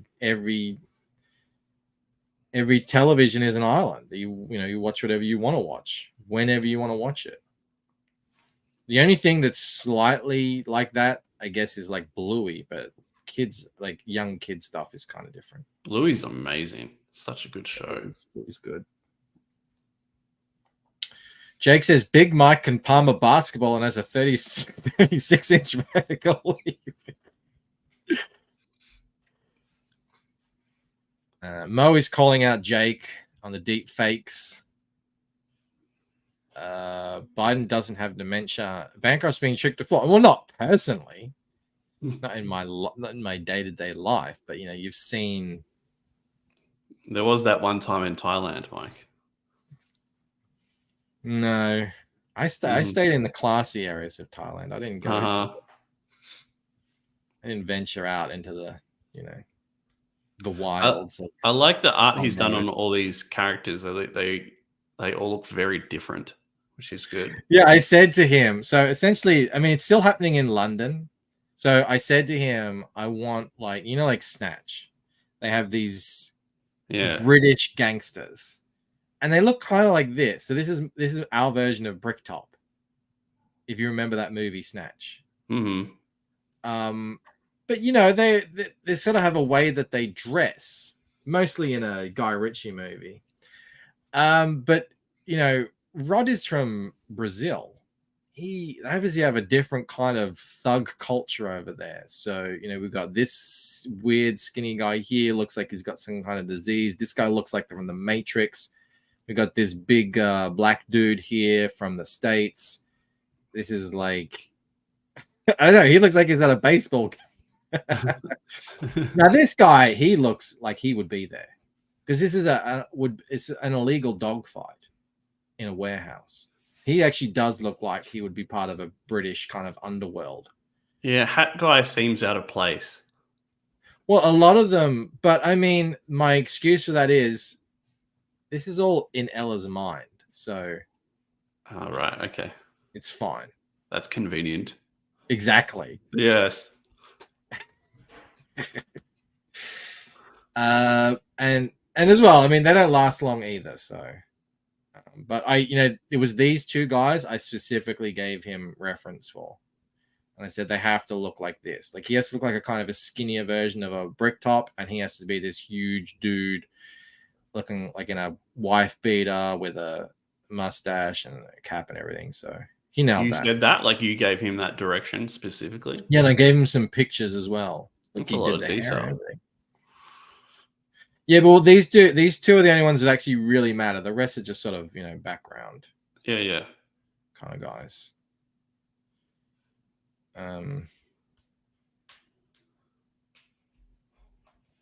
Jake says it's actually heartening to hear people from other countries have a better idea of what's really happening in the US than some Americans. Well, like Elon pointed out, if you watch the news now on television, you're a day behind, and you're getting it filtered, and you're getting the propaganda. Just go onto Twitter; it's all on there. Videos, you were the first to hear about everything on Twitter as it was developing. From people on the ground, videos from on the ground. So it's like, as long as you're not living under a rock, it's pretty easy to just kind of keep up with everything. Shane Gillis is going to make so much money off this Trump assassination attempt. Who? He's the guy that does the Trump impersonation. He's really good at it. Oh, is that one that I shared in our thing? I don't know. Is that guy? He's a comedian. Oh no, I think you're thinking of a different guy. Yeah, I love a good Trump impersonation. And we said, when it happened, we were like, I tell you, in a couple of days, he's going to come out and say, we have the best shooters on the right. Yeah. And he didn't quite say that, but he did say something ish similar. He seemed, I said to Mel, he seemed kind of like, I wouldn't say shaken, but just sort of somber on his speech. It was very measured. I don't know if that was on purpose. Like, he wasn't fired up on his speech at the RNC like he otherwise might have been. I don't know. But like as I said, like you get that close to having your head blown off. I mean, it's got to affect you in some way. Like, I know he just seemed more serious. Everyone's always said they wanted Trump to be more presidential. I feel like he was that last night more than he's been at other times, which I actually don't like. I like when Trump is cheeky and Trump. Yeah. Because I think it's funny. But yeah, people I know. That's a good way of putting it. Humble and thankful. Yeah, he seemed to realize very, very seriously how close he had to getting his head, like half his head blown off. And just because he has to know, that this is what a whole bunch of very powerful groups are wanting to do. It's not like this doesn't happen all the time. It happens all the time to lesser known people who just end up dead. Yeah, I mean, it's so true. Kind of people who rock the boat and go against the status quo. There are rules that don't apply to everyone. Like, it's who you are, how much money you've got, what you know, who you know. It's crazy. Like you got a man driving a car doing 100 kilometers over the speed limit, and he gets $1,000 fine. Poor people can't afford that, but you give that same fine to a rich man, it's nothing. It's different. Laws don't apply to everyone. It's crazy. It's like when we used to go to Adelaide. In Adelaide, so in Melbourne, if you get a parking ticket, it's like $120, $150 or something. But when we went to Adelaide, it might have changed now. A parking ticket was $10. Yeah. And in Melbourne, parking for the night is like $25 to go to a car park and park in the city. So we were just like, why wouldn't you just park anywhere you want and get a $10 parking ticket? Doesn't make any sense. It's just a really bad example, Mo. You know what I'm saying? But back on that Shane Gillis guy, Mike, he also said like 5 years ago, he said, you wait 5 years and you're going to start hearing shit about Drake, the artist, and how he likes people that are not of his age. Mm-hmm. And that is coming out now. So that's the whole music industry. You thought the comic book industry was bad? And, the comic book industry is bad, but it ain't, come over and we're going to drug you and do things to you all night and you're going to shut up about it because we're going to film it and blackmail you with it kind of bad. Yet. Some of the stories that are coming out of that is just, and it's the same in Hollywood. It's all disturbing and gross. But yeah, it's all coming out now. Diddy as well. What's his face? Yeah. Sean Combs. How do you get to be like that though? How do you get to be on? I guess on the it happens to you, and then you do that. You get rich and famous, and then you do that to the new guys. And you're like, well, this is how it is. It's pretty wild. I really should be lassoing this. I'm not thinking. Jay says, don't threaten me with a good time back. Come on over. We'll have a party.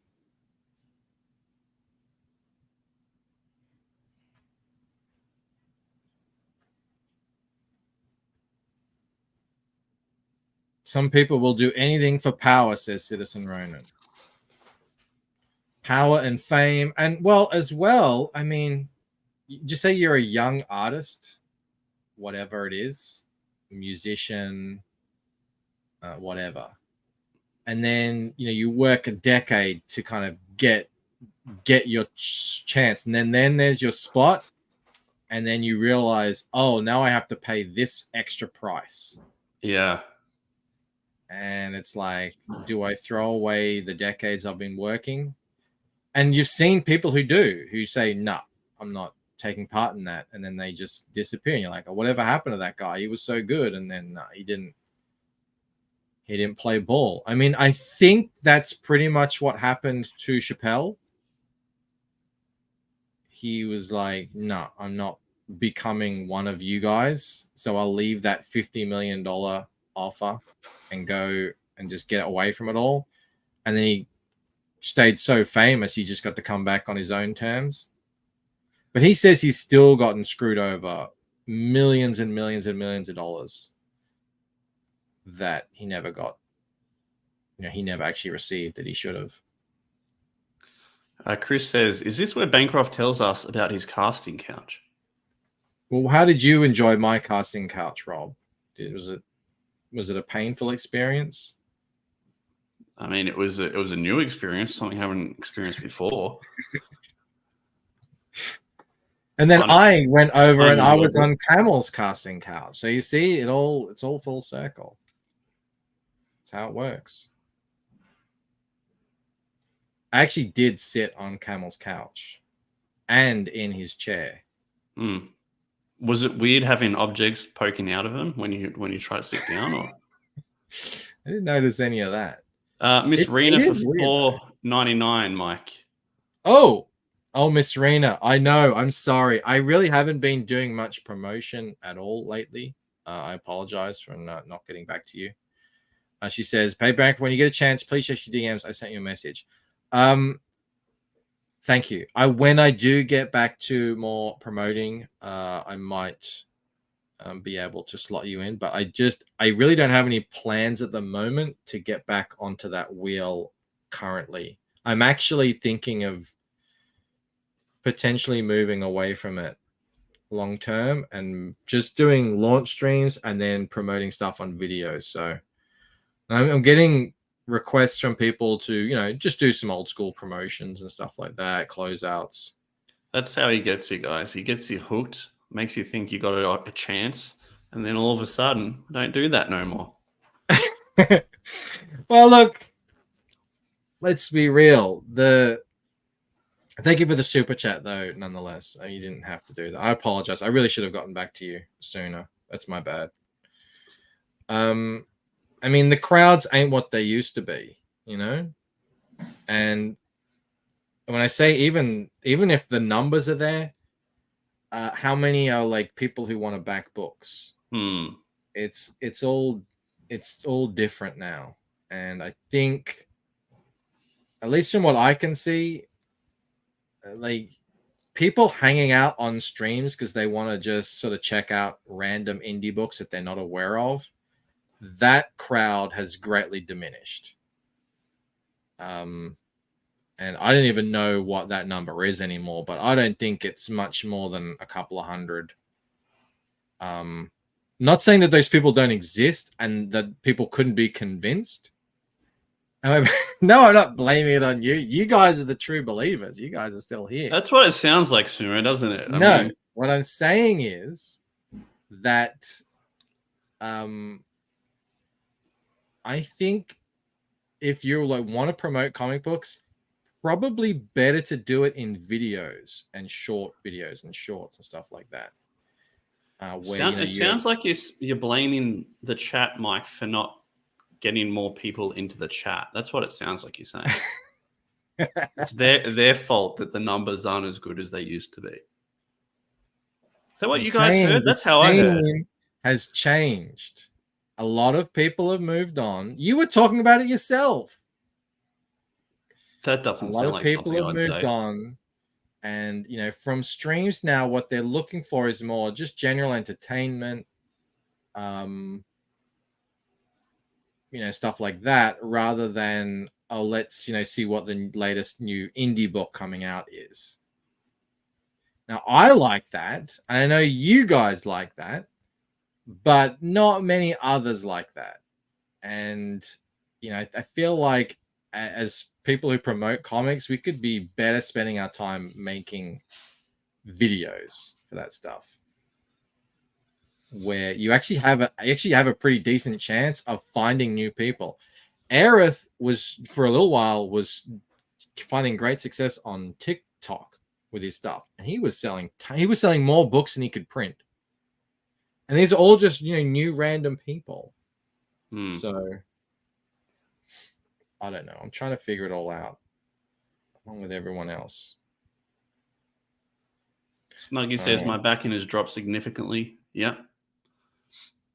Just be entertaining. It's hard, Jasper, because that's work. Like to be entertaining, you've got to actually put on a show, and that's like a lot of extra work. Like let's look at The Wheel. The Wheel was so much fun. It was awesome. Great. It was great. Everyone loved The Wheel. It was entertaining. It was win-win-win across the board. It's a lot of work to do that stuff.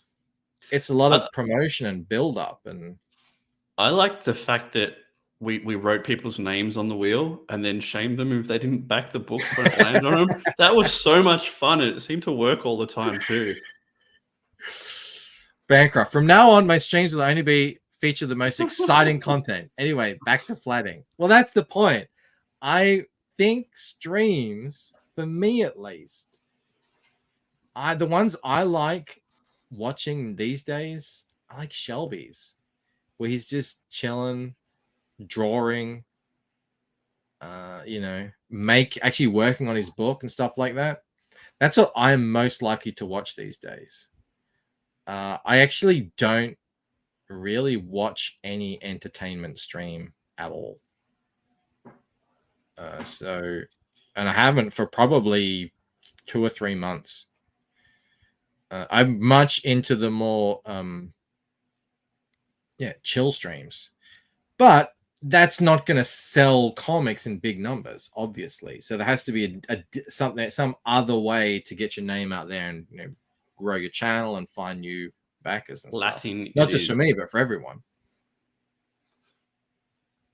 The flatting brings all the boys to the yard, Mike. Yeah, flatting. Well, this is what I'm doing at the moment. At other times I'll be drawing. At other times I'll be coloring. At the moment, I'm flatting. I'm like a scab sumo. Like when it's gone, you miss picking at it, don't you? That's what I'm like. Everyone loves having you around, Rob. I don't know what you're talking about. I like the colors you're doing on this, Mike, because it tells me that you're going to separate these probably into, I'm guessing here, I'm not a colorist, but into 4 different, like levels. Is in right? Depth? Is that what you're saying? Depth-wise, yeah. Yeah, he's real up close. He's sort of in the middle. Yeah, further and further away. Yeah. I mean, I haven't really picked up those colors just for that reason. I'm just separating them at the moment. Mike's streams will be rollerblading and Sydney Sweeney. Would you guys like that? Dally says Greybeards may be the best stream on YouTube right now. I love Greybeards. Especially when it's the original crew, because I think it's all about chemistry. Who's the new people then on Greybeards? Oh no, it's just like sometimes someone can't make it, for whatever reason they're busy. Oh, okay. So it's not a new person in particular that you hate out of them. Okay. No, I like the chemistry of the original. Is the Diaz Bros? Yeah, I guess they are. That might be the one show that I do watch that I probably is what you would consider a kind of a bit more entertainment stream, but it's sort of not, because it's sort of like half just a hangout as well. So I can't believe I've been on here for nearly 2 hours. This is not what I thought would happen. I thought it'd be gone after 10 minutes. We have a rapport of, and it exists beyond YouTube. We've hung out together. Yes, our families have hung out together. I have traveled great distances to come hang out with you. You know, and petrol is not cheap these days, so I hope you appreciated that. Actually, it's time you come out here to us. You did get a free feed out of it, Mike, and the food was pretty good. Mel would love to cook for you guys. I mean, you know how that works, though. Like, you actually have to invite us. Like, we don't just rock up at your house one time. I haven't done that, so we've got to actually do that. All right. I mean, not right now. The weather is pretty shocking. It's horrible. It's not conducive at the moment, but this summer we'll do it. We'll get you guys out here. How's Kelsey going? Is he still ostracized, or is he back in the fold? I mean, it depends on what crowd you're with. That's what's going on in CG at the moment. It's sort of fractured. Yeah. Just like Fractured Mind. Sign up now. The Lucent comic. Yeah, it's sort of fractured. And, you know, some people care a lot. Others, people like me, don't care at all. You know, I'll just hang out with anyone. But, you know, over on the Greybeard show, you wouldn't know anything's changed. And same with the Diaz Bros. But if you go hang out in Ethan's or John's, you know, there's going to be some animosity there lingering. So it all depends. And I know a lot of guys here in the chat, they'll hang out anywhere. Or some people only hang out in the slums. You know, some people only hang out on Greybeards. Whatever it is. Sumo says that was slick, Bancroft. I think he's making fun of me, but I'll take it. Flatting and talking about the weather. Can't imagine why the numbers are slipping. I've always said that, you know, this is where you get the worst kind of comic book art content on the internet is on my channel. Snuggy says the drama was such a good idea. Eye roll. Yeah. Dean's got a good show. Yeah, Dean actually does put on a really good show. I don't always get to catch it because I'm usually doing other things when he's on.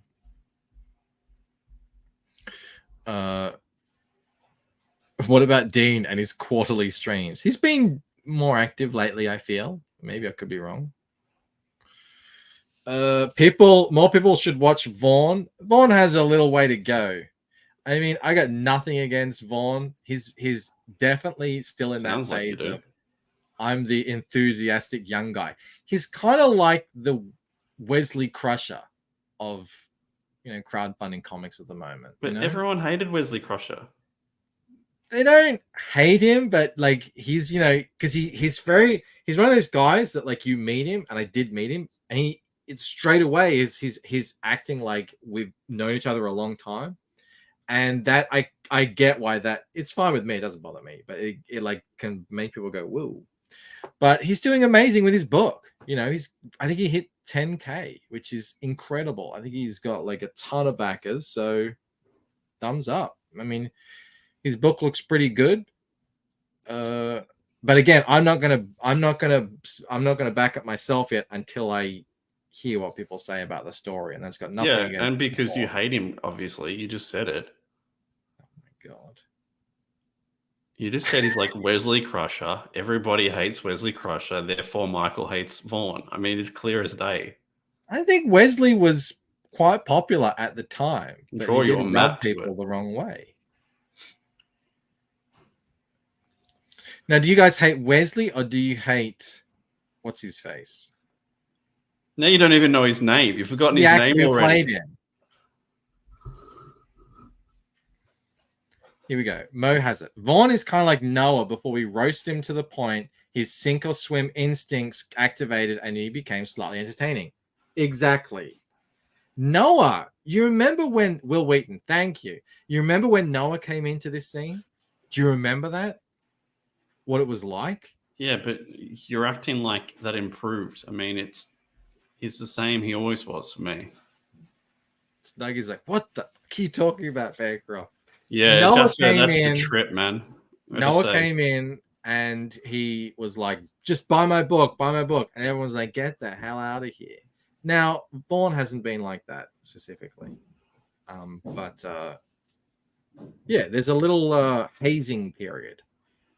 10K is a success now. Let that sink in. I think 10K on a first book is pretty impressive. I mean, if you're not like a pro or anything, you don't have any name to yourself, you don't have I think that's actually pretty impressive. What do you think about that, Rob?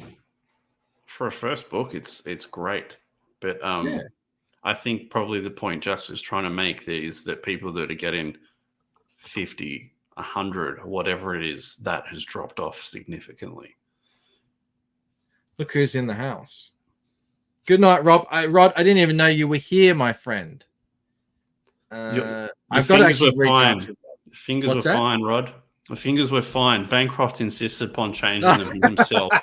He's like, yeah, bastard.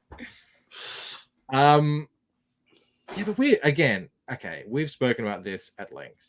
I'm going to put up 5 pages and get $50,000 on a first book, and I've never made anything before. There's no history that I have ever made anything before. I'm thinking like, well, speaking of Rod Looper, I'm thinking Critias, Detective Dead. That was an anomaly.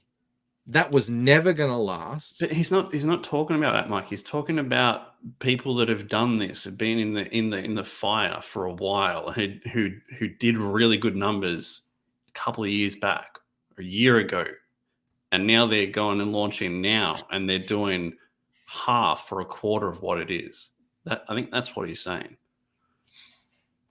That's happening to some people. Yeah. I mean, just because you stream every day,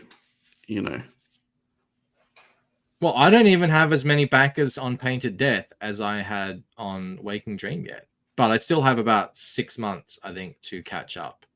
Yeah, but like you've worked way harder to get the amount of backers you have this time than you did last time, in my opinion. Well, we'll see. We'll see if the shorts will do anything. I don't know. Yeah, I mean, like, yes, I agree that the crowd that's out there that's just looking for random independent comic books to buy through crowdfunding has shrunk. I agree.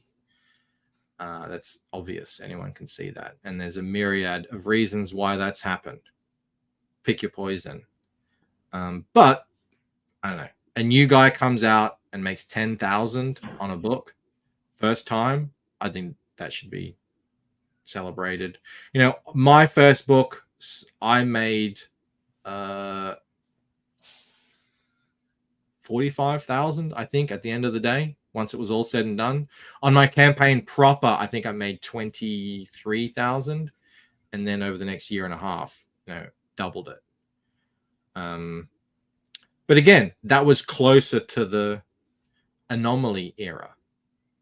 If anything, it's going back to what it otherwise would have been. There are plenty of other people out there who aren't even really no, I shouldn't say that. They are No, say actually. No, they are. I was just going to say they haven't really been that involved in. When I say no, they do have YouTube channels and stuff like that. Like, take a guy like Tyler Draws. He's just been growing by himself. Now, the books he puts out aren't my cup of tea, but they are a lot of people's cup of tea. And he's putting out like 5 or 6 books a year, and each of them are getting anywhere between 500 and 1,000 backers. It'd be interesting, Mike, go back to politics again, but if Trump does get back in, do you think that will increase people's spending in indie comics that we saw during COVID, or was it just COVID that did that? No. The economy under Trump in his presidency was booming. So that was helping already. And then when COVID hit and everyone got their Trump bucks, that was another boost as well. And then people were working from home. They had more money just because COVID. They had less expenses and other stuff. But I think what happened with the crowdfunding, and especially with CG, was that was like a single event in and of itself. And then those residuals lasted 2-3 years, or however long it lasted. And then COVID hit. Oh, no, COVID hit and I shouldn't say then COVID, and COVID hit. So it was like a 1-2 punch with all that. Yeah, no, economy has definitely had an effect on it. But I don't think economy is like the biggest issue, because a lot of people, even when the economy was bad, there was people crushing it. Like the economy was in the toilet when Ripper came out and raised $3.5 million on his first book, and he's still raising. I don't know what he's raising, a couple of 100,000. I don't know. I mean, it's not $3.5 million, but it's still a couple 100,000. I would take a couple 100,000. But again, it's a myriad of issues, and Jess has got it right here. Quality of writing is a factor. Over time, if the writing isn't there, if the story isn't there, yeah, people drop off because they're not interested in the story that they're getting. So they're just like, yeah, I was happy to support you for book 1 and 2 or whatever, because I like the art and I like you, and you know it's good, but like the story isn't really grabbing me, so I'm going to dip out. That's 100% a factor. Speaking of dipping out, I'm going to dip out. It was great seeing you though, Mike. And actually, yeah, we've been going 2 hours, and I did, I actually enjoyed it. I'm surprised. A couple of people. We should do this again, Rob. Yeah, I mean, I'm looking pretty good in December if that works for you. How are you early in the morning at say 7 a.m.? Pretty good at not being on streams. That's how I am. Because I usually do this at that time. But yeah, I guess that's probably not gonna. You should read that one from. This a thing. It was a thing, Citizen, until Rob left us. You should read that one from Snuggy, Mike, just to close off the stream. Snuggy says the writing from the big 3 CGs leaves a lot to be desired for their footprint on the movement. This is one thing I have noticed, Mike, like in the last year or so. People in the chat are no longer pulling punches about how they really feel. Oh, yeah, that's all over. Yeah. Go hang out in the slums and see what they think about everyone. Yeah. You'll get an idea pretty quickly. Yeah. It was really good to see you, chat, honestly. I enjoyed it. All right, we're going to end that. Rob, stay on because I want to look at Artsy. Even Artsy Bear knows, don't leave art, Rob. man. I miss stream art. needs you. Exactly. And Mo points out another problem with crowdfunding as well. I'm not a huge fan of when people plan long runs when their books come out annually. Yeah, that's a big issue. I'm doing that as well. It's tough, isn't it, man? Because like you've got a story that you want to tell, and that story usually takes a long time to tell, but you're telling it in a medium that takes a fucking long time to get out. So I get it, man. It makes perfect sense. Yeah, exactly. Chris says, if you spend hundreds of dollars, you don't need to pull punches. Yeah, people aren't pulling punches anymore. They're saying what they think. That's for damn sure. I mean, I think that ship has sailed. That Pandora's box has been opened. If you put out something that fans don't like, or you do something they don't like, they're going to tell you, regardless of sort of who you are and who your affiliations are. All right, we're going to leave it there. This is my new outro, Rob. And I wanted you to be here. Something's changed. Holy crap. Amazing. It's very later, short. Chat. Involves you. See you guys. Bye. Perth made an Australian video and I wasn't even in it.